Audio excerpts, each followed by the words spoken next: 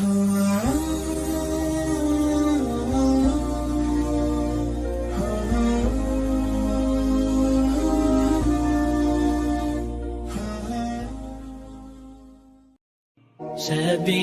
الدموع سبيل مريح، تنهدى يا صاحي كي تستريح.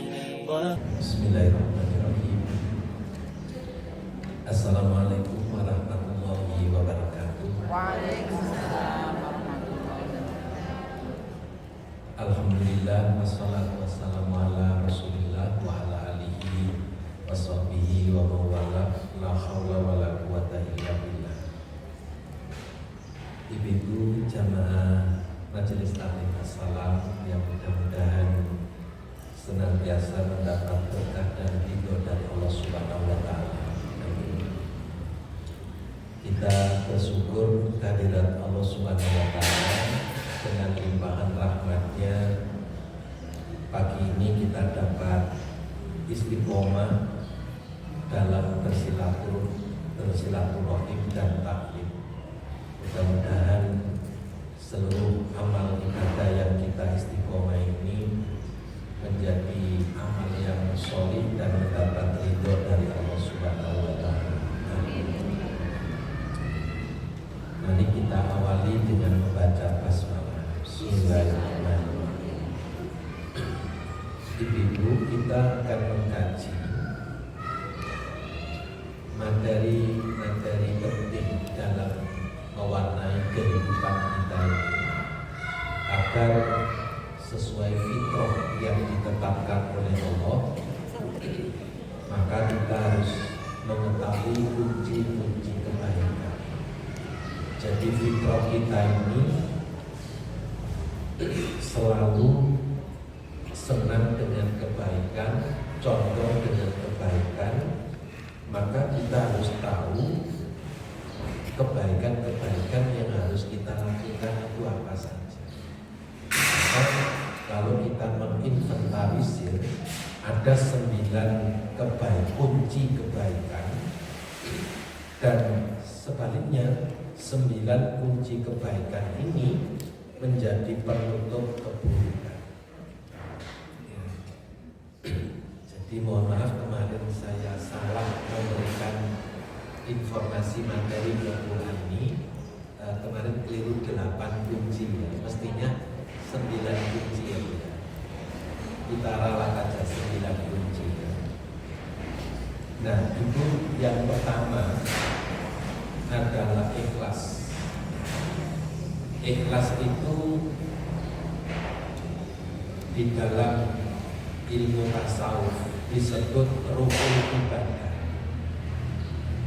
Jadi ikhlas itu yang menyebabkan ibadah itu bisa hidup. Jadi manusia hidup itu karena dikasih roh, maka ikhlas itu rukun ibadah. Rohnya ibadah, rohnya amal, itu adalah ikhlas. Kita sudah sering mendengar sabda Nabi, innamal a'malu binniyat. Sesungguhnya sahnya amal, diterimanya amal tergantung niat. Niat itu artinya menyengaja akan berbuat sesuatu, berencana melakukan sesuatu, itu niat. Nah, niat ini harus selalu bersama dengan ikhlas. Niat ikhlas, karena ada pula niat pamer, niat mendapat pujian. Nah, itu tidak benar. Maka ruhul ibadah itu mesti ikhlas. Jadi melakukan sesuatu dengan sengaja, ikhlas mencari ridhonya Allah, itu namanya ruhul ibadah. Nah, agar kita ini bisa mengelola ikhlas dengan baik, maka kita perlu memahami tingkatan ikhlas. Ini yang disebut dengan manajemen ikhlas. Jadi ikhlas itu harus dikelola agar menjadi baik. Seperti ibu mengelola rumah, mengelola bisnis, mengelola pendidikan itu dalam rangka agar tertata dengan baik, agar sistemik. Nah, jadi ikhlas itu bersih motivasi. Nah, maka bersihnya motivasi itu harus diarahkan kepada 3 tingkatan. Yang pertama ikhlasul abdi, yang kedua ikhlasul muhibbi, dan yang ketiga ikhlasul adi. Ikhlasul abdi itu ikhlasnya orang yang mengabdi, menghamba, tujuannya mendapat pahala, mendapat balasan, mendapat imbalan. Itu namanya ikhlasul abdi. Seperti pembantu mengabdi kepada majikan agar akhir bulan dapat gaji, apalagi ditambah bonus, apalagi ditambah THR, tambah sergap. Jadi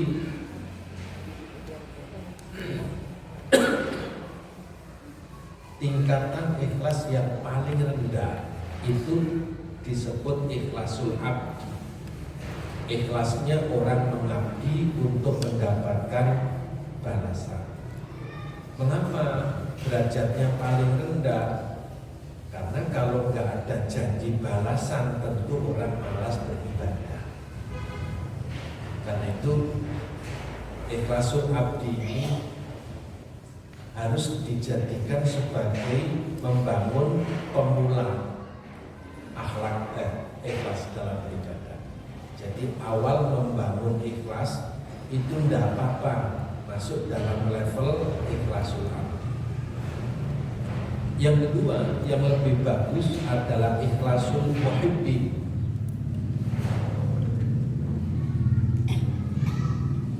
Ikhlasul muhibbin ini ikhlasnya orang yang didorong rasa cinta, mengabdi, beribadah, berkorban demi cinta. Maka orang yang beribadah demi cinta itu tidak hitungan, tidak hitung. Sama dengan seseorang yang sudah jatuh cinta itu rela berkorban demi yang dicintai. Jual apapun yang penting nanti mendapat imbalan cinta. Maka jeleknya ketika cintanya tidak berbalas menjadi kecewa. Maka ini ikhlas yang belum sempurna.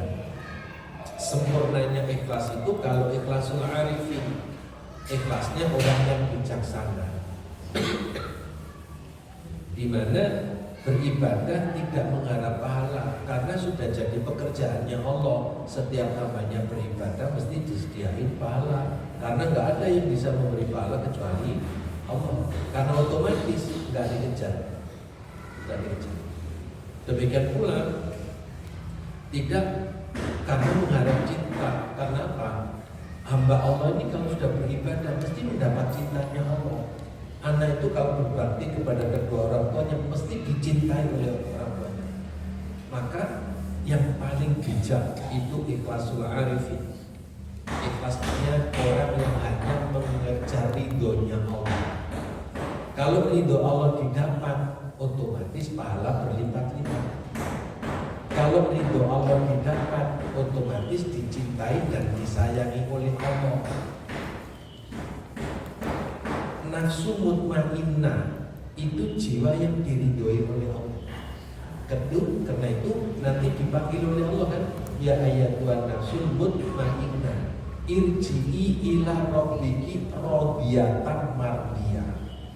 Akhir hayat mesti dipanggil oleh Allah, wahai jiwa yang tenang, kembalilah kamu kepada Tuhanmu dengan sukacita dan mendapat ridho. Pasti husnul khotimah, pasti bersama orang-orang yang diridhoi Allah, pasti dipersilakan oleh Allah masuk ke dalam surganya. Itulah maka semua ibadah yang kita lakukan fokus mencari mardotillah, yaitu ridhonya. Maka Allah Subhanahu wa Ta'ala membimbing kita dalam surat Al-Bayyinah, wa ma umiru illa liya'budullaha mukhlishina lahuddin hunafa wa yuqimus sholata wa yutuz zakata wa dzalika dinul qayyim. Ayat ini padat makna. Allah Subhanahu wa Ta'ala memerintahkan ikhlas dalam beribadah itu dengan narasi yang sangat filosofis. Padahal mereka tidak disuruh. Ketika muncul kata tidak kemudian kecuali, itu bahasa tingkat tinggi. Seperti la ilaha illallah, tidak ada Tuhan kecuali Allah. Berarti apa? Hanya Allah saja, tidak pakai Tuhan. Karena Tuhan ditiadakan kan Allah. Jadi ketika ada narasi yang menafikan kemudian disusul dengan kata ilah, itu narasi tingkat tinggi. Ayat ini padat makna. Padahal mereka tidak disuruh kecuali, berarti apa? Hanya disuruh supaya menyembah Allah, hanya disuruh menyembah Allah. Maksudnya begitu. Dengan apa? Memurnikan ketaatan kepadanya dalam menjalankan agama yang lurus. Dan supaya mereka mendirikan sholat, menunaikan zakat, dan yang demikian itulah agama yang lurus. Dzalika dinul qayyim. Dan ini dasar kajian kita. Nah, sekarang ikhlas itu sebagai kunci pembuka apa saja. Nah, ini itu makna ayatnya. Ikhlas dalam beramal merupakan penentu kualitas ibadah. Ibadah itu bukan karena jumlahnya banyak, bukan karena bentuknya istimewa, tetapi penentu kualitas amal ibadah itu adalah ikhlas. Maka perjuangkan setiap peribadatan itu ikhlas mardotillah, sehingga tingkatannya pada tingkatan ikhlasul arifin. Yang kedua, mengamankan amal sampai akhirat. Karena kalau nggak ikhlas, menguap amalan di dunia, tidak sampai terkirim ke akhirat. Padahal amalan itu bekal hidup untuk di akhirat. Nah, kalau sudah menguap di dunia, lah nanti di akhirat bekalnya apa? Seperti pabrik pengalengan air mineral atau buah atau ikan. Mesin pabrik itu kan sudah tersedia kaleng-kaleng kosong. Begitu mesinnya dihidupkan, otomatis bergerak kaleng kosong, diisi ya bu, diisi, maju lagi ditutup, yang kosong maju diisi, yang sudah isi maju ditutup kan. Berikutnya di packing, di labeling, di packing, dikirim. Berarti apa? Ngirim produsen kalengan. Apa jadinya? Omplop kosong maju ke tempat pengisian, setelah diisi tumpah. Itulah amalan yang tidak ikhlas. Sudah tumpah, maka bagaimana bisa terkirim? Apa? Karena apa? Kalengnya sudah tumpah, isinya nggak ada. Itulah amalan yang harus selamat sampai di akhirat. Maka kuncinya ya ikhlas, agar amalan itu sampai ke akhirat. Nah, bagi hamba Allah yang ikhlas, Allah akan memberikan kebaikan yang tidak terhingga. Jadi Allah itu sudah nggak hitungan kalau Allah itu ridho. Kalau hamba ikhlas dan Allah ridho itu nggak hitungan. Kemudian ikhlas itu menutup kejahatan. Apa bentuknya?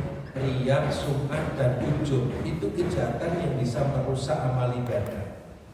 Riya itu ketika beramal minta dilihat orang dan mengharap dipuji orang, itu pamer, itu riya. Yang kedua agak halus, yaitu sum'ah. Sum'ah itu waktu beramal nggak ada orang tahu, tapi kemudian dicerita-ceritakan. Tujuannya juga mengharap pujian. Dan yang ketiga sangat lembut, selembut semut hitam di atas batu hitam di kegelapan malam. Bisa dibayangkan? Yaitu apa? Ujub. Ujub itu penghapus ibadah yang sangat halus, yang bersangkutan nyaris tidak terasa kalau amalannya hangus. Yaitu apa? Sum'ah. Bahayanya seperti semut hitam di atas batu hitam di kegelapan malam. Contoh yang dikhawatirkan Rasul adalah sholat tahajud. Sholat tahajud itu gak ada orang tahu karena musimnya orang tidur nyenyak. Dan gak mungkin paginya cerita-cerita kalau semalam saya sholat tahajud 11 rakaat. Gak ada. Kalaupun ada cuma 1, 2, 3, 4,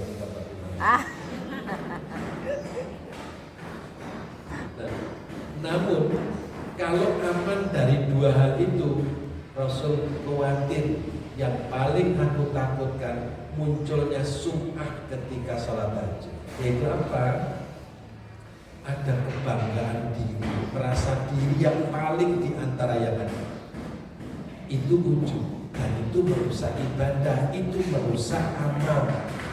Karena itu termasuk jaringan riya tingkat tinggi. Jadi kalau riya itu tingkat ya rendah, sum'ah itu tingkat menengah, ujub itu tingkat tinggi.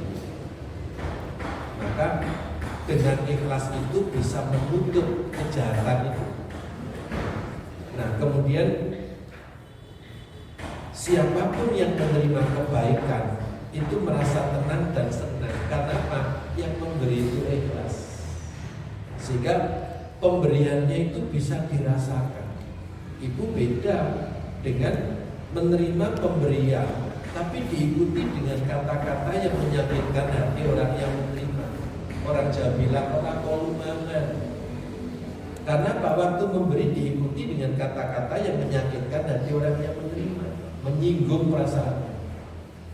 Luwe apik kan kei timbangan ini kei tapi Larang. ember.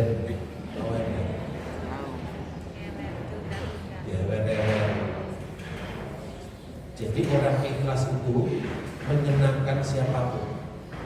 Ibu memberi ikhlas itu yang menerima itu damai, tenang, bisa menikmati. Tapi kalau pemberiannya tidak ikhlas itu tidak menyenangkan. Maka inilah ibu kunci pertama. Menarik apa yang dijelaskan oleh Profesor Wahbah Az-Zuhaili terkait dengan wa ma umiru illa liya'budullaha mukhlishina lahu. Beliau menerangkan para ahli kitab itu tidak menyimpang dan tidak saling berbeda tentang perkara Nabi Muhammad kecuali setelah datangnya dalil nyata yang menunjukkan kebenaran itu, sehingga sebagian mereka ada yang beriman dan sisanya ingkar. Jadi ibu, ketika Nabi Muhammad itu diangkat oleh Allah jadi Rasul dan telah nyata bukti kebenaran kerasulannya karena dapat wahyu, memiliki mukjizat dan punya kelebihan-kelebihan. Justru setelah nyata kebenaran itu mereka malah ingkar. Itu watak orang kafir dan orang musyrik serta orang munafik. Nah, Wahba Az-Zuhaili menjelaskan para ahli kitab itu tidak diperintahkan dalam Taurat dan Injil kecuali hanya untuk menyembah Allah dan tidak menyekutukannya dengan ikhlas dalam beribadah, tidak syirik, menjauhkan kebatilan dari kebenaran, menjalankan sholat fardu pada waktu dan menunaikan zakat kepada yang berhak menerima. Itulah agama yang lurus. Itulah agama yang lurus di jalan kebenaran. Maka wa ma umiru illa liya'budullah mukhlishina lahuddin. Itu tidak hanya ketika kita beramal disertai ikhlas, tapi menerima kebenaran Islam itu juga harus dengan ikhlas. Jangan ada beban. Ingat, perintah Allah itu tidak untuk membebani kita, tapi perintah Allah itu tanda Allah menyayangi kita. Karena setiap perintah mesti baik bagi yang diperintahkan. Kalau perintah itu nggak baik bagi yang melaksanakan, nggak mungkin Allah itu memerintahkan. Ibu diperintahkan sholat itu baik buat ibu. Ibu diperintahkan zakat itu baik buat ibu. Kalau nggak baik, nggak mungkin Allah perintahkan. Karena itu ikhlas menerima perintah itu termasuk kunci kebaikan. Karena dengan ikhlas menerima perintah, ibu bertemu dengan kebaikan. Allah menyuruh puasa, bahwa puasa itu baik buat kita. Tapi sayangnya banyak umat Islam yang tidak puasa kan. Demikian pula ketika Allah melarang, itu Allah menyayangi kita, bukan karena menghambat keinginan kita. Karena apa? Setiap larangan mesti dampaknya buruk kalau dilanggar. Kalau dijauhi dampaknya baik karena tidak jadi bertemu dengan keburukan. Maka memahami perintah dan larangan harus ikhlas. Ikhlas perintahnya dijalankan karena baik untuk yang menjalankan. Ikhlas meninggalkan, menjauhi larangan karena kalau dilanggar jadi tidak baik. Itu ikhlas. Sama dengan orang tua itu kalau nyuruh anak kan mesti nyuruh yang baik. Dan kalau anak menjalankan perintahnya orang tua, anak itu mesti jalan kebaikan. Kalau orang tua melarang anak, berarti larangan itu sangat membahayakan bagi anak. Kalau dilanggar merugikan anak. Karena itu setiap perintah dan larangan, sikap kita mesti ikhlas. Perintah ikhlas ditunaikan, larangan ikhlas pula dijauhi. Nah, inilah kunci kebaikan pertama sampai di akhirat. Nah, sekarang doa. Di dalam surat Al-Baqarah 186 ayat ini sudah sering kita pelajari. Wa idza sa'alaka ibadi anni fa inni qarib ujibu da'watad da'i idza da'ani falyastajibu li wa liyu'minu bi la'allahum yarshudun.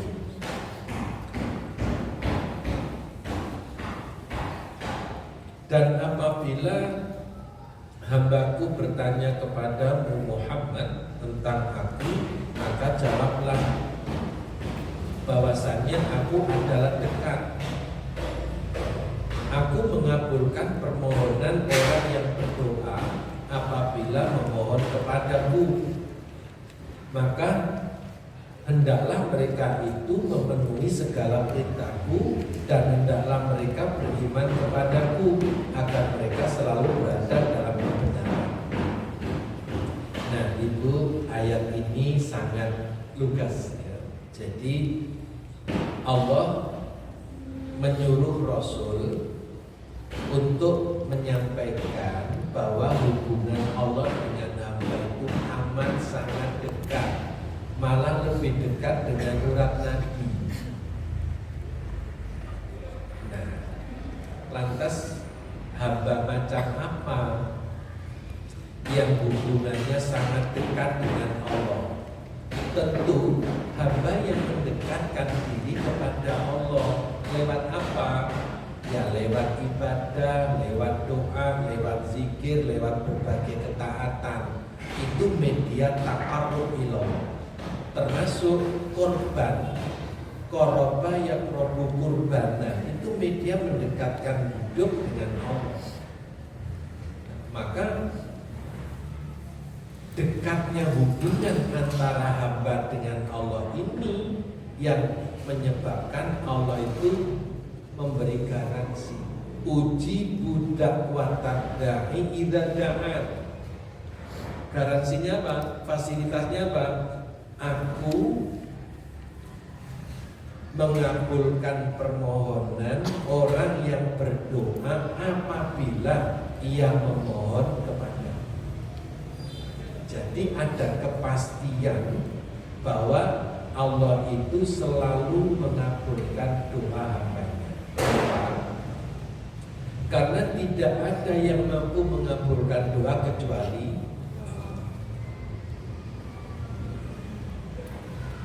tidak ada yang bisa mengabulkan doa kecuali Allah. Maka apabila doa belum kunjung dikabulkan, bukannya Allah tidak mengabulkan doa, mesti ada sesuatu yang menghambat kabulnya doa. Sama ibu, Allah itu selalu mengabulkan doa hambanya. Allah itu dalam hadis qudsi menjelaskan, Allah itu malu kalau hambanya sudah berdoa menengadahkan tangan tapi turun dengan tangan kosong. Itu Allah malu. Allah malu nggak mengabulkan doa hambanya. Lantas mengapa doa itu tidak kunjung terkabul? Sama dengan itu.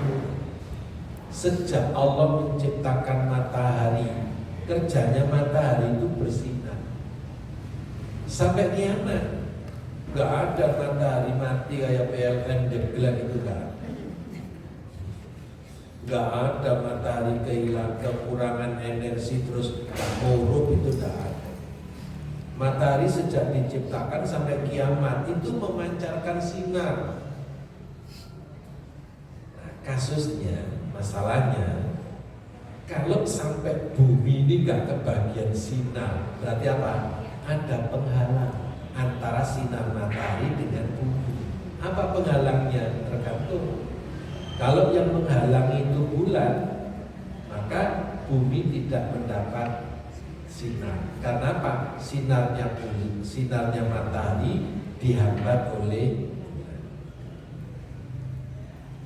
Kalau sinar matahari dihambat oleh awan tebal, maka sebagian bumi tidak kebagian sinar. Sama, kalau doa hamba itu belum terkabul, berarti ada penghalang yang menghalangi terkabulnya doa. Sesungguhnya Allah selalu mengabulkan doa. Kalau doa belum terkabul, berarti ada penghalang. Nah, penghalang itu apa? Yang paling tahu ya orang yang berdoa. Ditanyakan ustaz, gak bakalan tahu. Ditanyakan ulama, gak bakalan tahu. Apalagi dukun, malah gak tahu.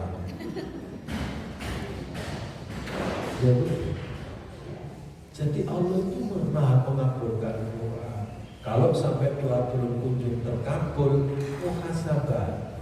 Kenapa ya doa saya belum terkabul? Perintah Allah sudah saya laksanakan. Saya sudah mengimani. Media-media untuk terkabulnya doa sudah saya penuhi. Tapi kok belum dikabulkan bersama Allah? Jangan keburu suudzon, tumbuhkan husnudzon. Husnudzonnya apa? Berarti Allah masih senang mendengar impian doa saya. Allah itu senang mendengar impian doa orang yang dalam kondisi kesulitan, dengan suara yang tertatih-tatih disertai cucuran air mata. Itu Allah senang sekali. Maka bisa jadi Allah belum mengabulkan doa karena Allah masih senang mendengar doa. Itu husnuzon. Sehingga apa? Kita selalu semangat, gak pernah putus asa berdoa. Tidak akan memunculkan kata percuma, mau balak-balik dulu gak ketemu. Orang kafir-kafir itu kok enak-enak uripe. gak sholat, gak poso, tapi usahanya lancar. Sing tak belani poso, zakat, infak, tuh gue gak dikabul-kabulkan. Nah itu namanya putus asa, putus harapan. Dan itu sudah mengingkari qadarullah. Nah maka ibu, makna ayat ini begini. Doa memohon kepada Allah sama dengan mempergunakan hak. Berakhlak sekali. Orang yang berdoa itu kebaikannya adalah orang yang berakhlak. Yaitu apa? Menggunakan haknya yang diberikan oleh Allah. Allah itu memberikan hak kepada kita untuk minta. Maka sombong sekali kalau orang itu tidak berdoa kepada Allah. Nah, yang kedua, orang itu kalau memulai segala aktivitas dengan terlebih dulu berdoa, maka seluruh fase aktivitas itu bernilai ibadah di hadapan Allah. Misalnya mau makan berdoa, mau masuk kamar mandi berdoa, mau tidur berdoa, keluar rumah berdoa, kendaraan berjalan berdoa. Kan sudah berdoa kan? Nah itu menjadikan seluruh aktivitas menjadi ibadah dan barokah. Bapak Ibu, jangan dikira ya nutup pintu, ngunci pintu rumah dengan membaca bismillah itu gak ada artinya. Itu amat sangat berarti. Kenapa? Rumah itu bukan sekedar kita kunci dari aspek materialnya, tapi kita kunci dari aspek spiritualnya. Sehingga bisa jadi orang sudah kunci rumah, tapi si kemalinya terus ngomong, harus tak kunci. Nah, sekarang maling namanya kunci itu di DM aja. Maling DM dan boleh kunci itu bisa loh sekarang. Ya sekarang alat membuat kunci itu modern semua. Mau alat membuat kunci aja mudah, apalagi membuat kunci tambah mudah. Sehebat apapun kunci itu. Kalau baca bismillah, malaikat itu turun tangan untuk mengamankan rumah. Sehingga apa? Bisa jadi orang yang berniat jahat bisa buka, tapi dia ketakutan, dia kembali karena apa? Di situ ada kunci spiritual dan itu doa. Demikian pula ya segala yang kita kunci itu selalu ya bismillahirrahmanirrahim, melibatkan Allah untuk mengamankan barang-barang kita. Kemudian yang dinikmati menjadi barokah, kata Imam Ghazali, kalau orang makan itu memulai dengan doa, setiap butiran nasi itu mengandung berkahnya.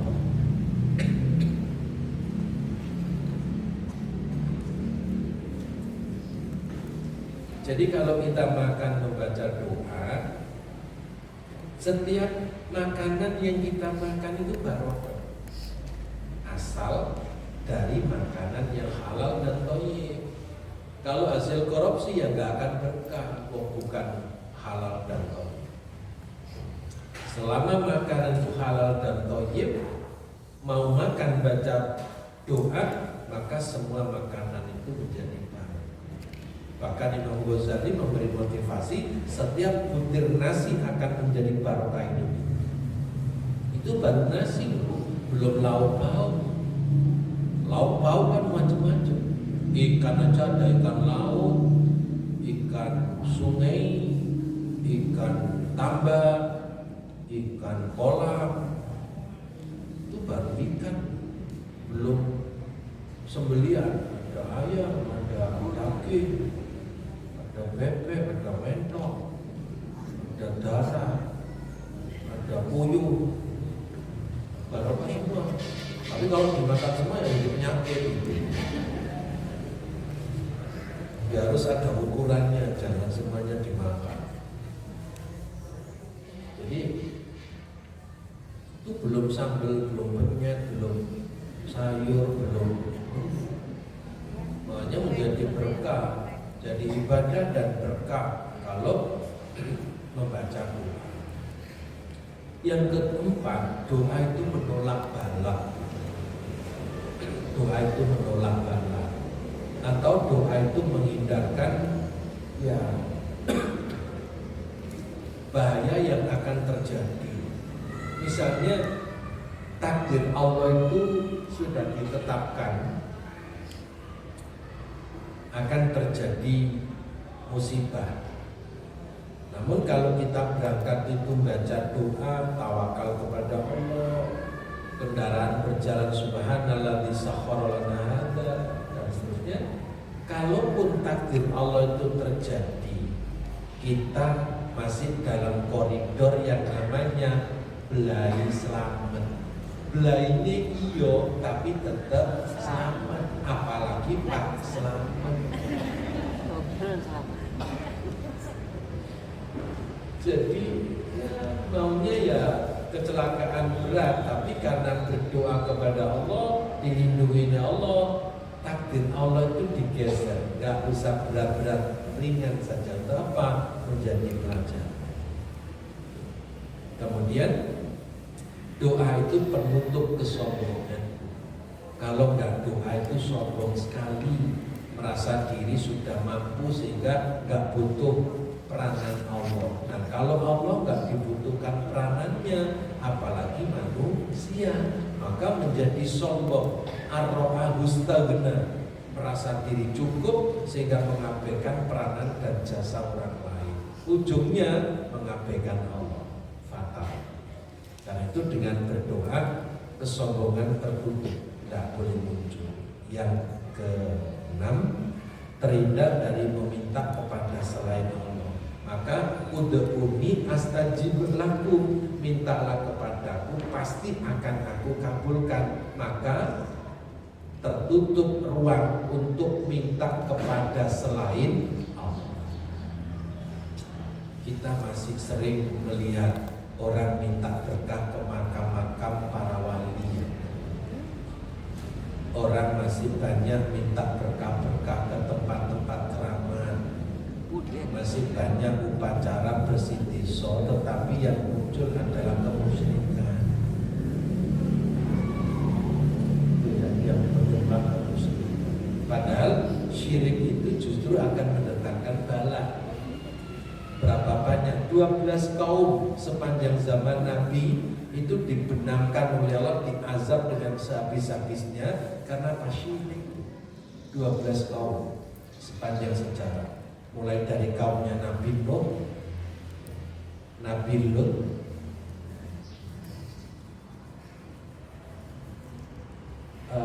kaum Ad, kaum Samud,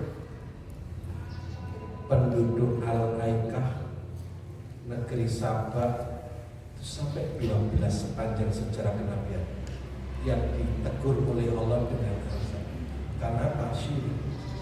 Karena itu berdoa langsung kepada Allah, jangan minta-minta kepada selain Allah, apalagi ngelarung ke pantai selatan. Nyai Roro Kidul nggak butuh itu. Kalaupun Nyai Roro Kidul ada itu nggak butuh dilarung-larung. Nyai Roro Kidul itu nggak makan tumpeng, juga tidak makan ingkung. Ingkung itu ayam utuh itu loh yang dipanggang, nggak makan ya. Percayalah, lebih baik diberikan anak yatim pada barokah. Apa itu dilarung-larung? Kadang-kadang kambing dilarung, kita doyan kambing. Baik, nah ini pandangan dari ini sudah saya tuangkan dalam makalah. Sekarang kunci kebaikan ketiga itu ilmu.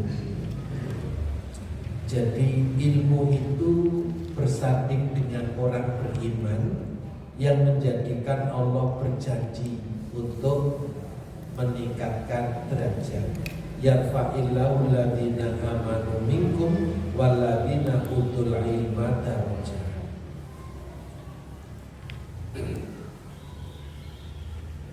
Allah akan meningkatkan meninggikan orang-orang yang beriman di antara kamu dan orang-orang yang diberi ilmu pengetahuan beberapa derajat. Dan Allah Maha mengetahui apa yang kamu kerjakan. Orang beriman itu sudah punya derajat di sisi Allah. Orang berilmu itu juga punya derajat di sisi Allah. Maka penggabungan iman dan ilmu, Allah akan mengangkat derajat beberapa derajat. Saya ulang, orang beriman itu orang yang sudah punya derajat di sisi Allah dibanding orang musyrik, betul? Dibanding orang kafir, dibanding orang munafik. Orang beriman itu sudah punya derajat di sisi Allah. Orang berilmu juga punya derajat di sisi Allah. Maka kalau ilmu bersama iman atau iman bersama ilmu, Allah akan mengangkat derajat beberapa derajat. Karena itu, Ibu, ketika Allah hendak mengangkat Nabi Adam sebagai khalifah, itu Allah bekali ilmu. Wa 'allama Adam al-asma'a kullaha, kan? Al-Baqarah 31-32. Allah mengajarkan nama-nama benda kepada Nabi Adam. Untuk apa? Sebagai ilmu bekal untuk menjadi khalifah. Sekaligus ilmu menjadi bekal sebagai seorang nabi. Jadi khalifah dan nabi itu dibekali ilmu oleh Allah. Wa 'allama Adam al-asma'a kullaha. Nabi Nuh alaihissalam dibekali ilmu tauhid, la ilaha illallah, ilmu keterampilan membuat perahu untuk menghindari bencana banjir. Waktu itu belum ada fakultas teknik perkapalan, itu belum ada. Tapi Nabi Nuh alaihissalam dibekali ilmu membuat kapal dan selamat. Dibekali pula dengan kekuatan spiritual. Wa qur rabbi anzilni munzalan mubarakan wa anta khairul munzilin. Al-Mu'minun 29. Ya Allah, anugerahkanlah kepada kami tempat yang penuh berkah. Sesungguhnya Engkau adalah Maha Kuasa menurunkan tempat yang penuh berkah. Seisi kapal selamat. Padahal banjirnya Jabal Jud itu tenggelam.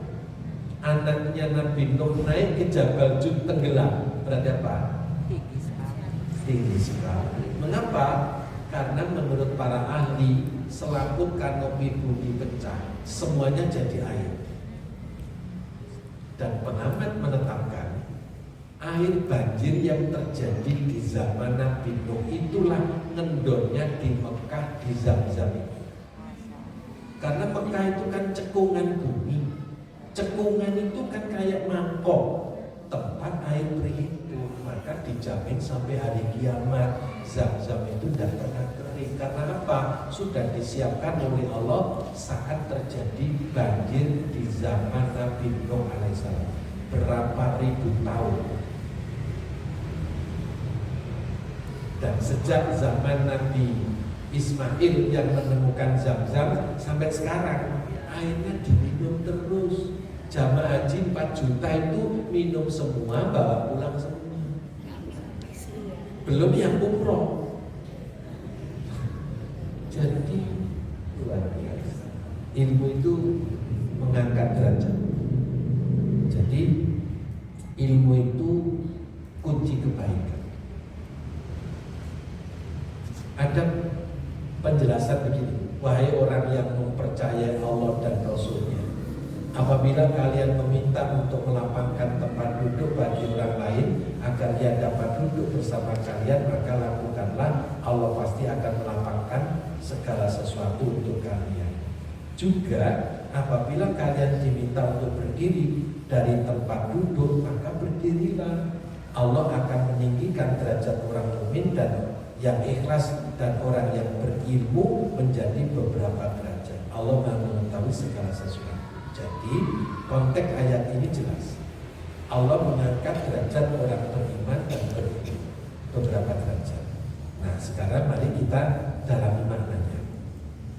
Ilmu menjadikan derajat meningkat, harta mengikuti ilmu. Orang yang tidak berilmu mengejar harta, tapi orang berilmu dikejar harta. Setuju tidak? Harta itu mengejar orang berilmu, tapi orang yang tidak berilmu mengejar harta. Contoh, sama-sama ngangkat batu, antara kuli yang ngangkat batu kali dengan dokter yang ngangkat batu ginjal, hasilnya tanya dokter ginjal, dokter yang ngangkat batu ginjal itu berapa gajinya? Puluhan juta. Sedangkan kuli yang ngangkat batu kali satu truk cuma 100 ribu. Sampai keringetan, sampai berotot-otot. Sedangkan dokter yang angkat batu ginjal itu mengerahkan staf kan, asisten kan, siapkan semuanya. Wah, semuanya sudah siap, siap dok. Ya, tolong buka. Itu yang buka asistennya. Dokternya itu yang ngambil cetik 30 juta. Berarti apa? Orang berilmu itu dikejar harta, tapi orang yang tidak berilmu mengejar. Karena itu Islam menyuruh kita cari ilmu itu sejak dari buaya ibu sampai ke liang lahat. Maka kita mesti menghidupkan taklim seperti ini. Karena apa? Kita akan mendapat derajat tinggi di sisi Allah. Manfaat sampai kehidupan akhirat, kunci sukses dunia akhirat, menjaga pemiliknya, menutup kebodohan, menghindarkan manusia dari kesesatan dan segala keterpurukan hidup manusia. Sekarang yang keempat, ibadah. Ibadah ini juga kunci kebaikan. Sejak Allah menciptakan jin dan manusia, Allah sudah menyatakan hanya untuk beribadah kepada. Maka menurut tafsir Syekh Abdurrahman bin Nasir As-Sa'di, beliau menjelaskan inilah tujuan Allah menciptakan jin dan manusia, dan Allah mengutus semua rasul untuk menyeru kepada tujuan tersebut. Tujuan tersebut adalah menyembah Allah yang mencakup berilmu tentang Allah, mencintainya, kembali kepadanya, menghadap kepadanya, dan berpaling dari selainnya. Semua tujuan itu tergantung pada ilmu tentang Allah. Sebab kesempurnaan ibadah itu tergantung pada ilmu dan ma'rifatullah. Semakin bertambah pengetahuan seorang hamba terhadap Tuhannya, maka ibadahnya akan semakin sempurna. Dan inilah tujuan Allah menciptakan jin dan manusia yang diberi beban taklif. Taklif itu perintah dan larangan. Dan Allah menciptakan mereka bukan karena mereka diperlukan oleh Allah, tapi ya manusia itu perlu tentang dirinya sendiri dan perlu tentang Allah. Maknanya gini loh, ketaatan dalam beribadah dapat memperjelas status sebagai Abdullah.